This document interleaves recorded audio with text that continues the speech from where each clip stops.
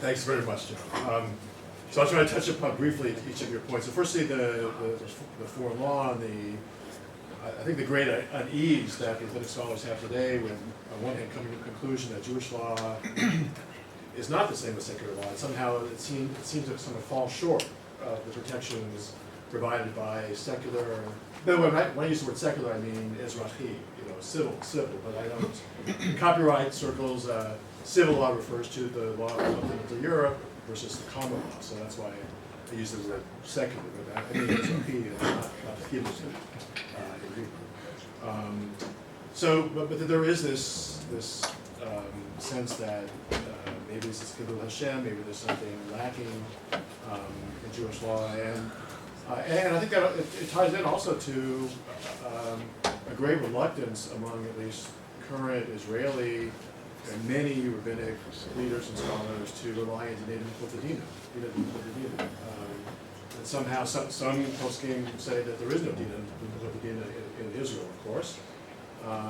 And even those that don't, I think there's sort of a pride in the halakha that the halakha should be able to find solutions to these problems, and we don't want to rely just on it. Somehow seen as a concession, as a sign of weakness.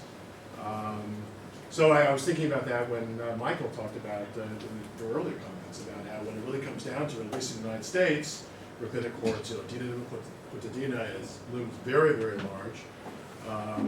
What I'm relying on is really more theoretical discussion and shooting, not actual decisions, except for in the Microsoft case. So there, again, there's this unwillingness to look to Dinah Mukotadina. I mean, I'd be very interested to hear Ron Kleinman's talk tomorrow about, which I gather you'll be talking about, the part expansion and contraction of Dinah Mukotadina in various periods. Okay, the point of sharing knowledge and the Torah being like water, I think it's really fascinating. There's another saying that the Torah is not an axe, meaning that a rabbinic scholar, a rabbi, shouldn't earn money from judging from the Torah itself, which also looms very large.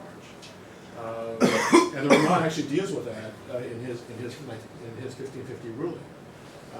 And basically the rabbis say, well, it's okay to earn money for one's time, but not from the Torah itself. But there definitely is a tension. There is a fundamental principle in the rabbinic tradition, which precedes print, of course, that the Torah should be freely available, and we want to disseminate knowledge. And it's really because of print, as I said yesterday, that the economics change, and somehow it's seen that in order to have the Torah spread and study, we need to provide some kind of exclusivity, at least some incentive for the publisher to recover the investment in books. But at some point that very definitely should be limited. And then the point about, if we are going to if we say that poskim should feel free to apply lawful competition principles rather than secular copyright, perhaps they need some better evidentiary way of determining when the publisher's or author's investment has been recovered.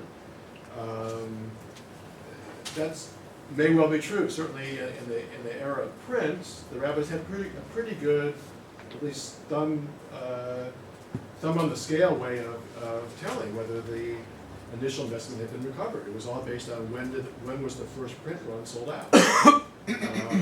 So there was an objective measure, and there's some cases. I read about this in the book involving this Ucla Talmud, where Chatam Sofer, there was an issue, right, whether the Slavuta printers actually have 53 copies left of their Talmud, or whether they had actually sold them out.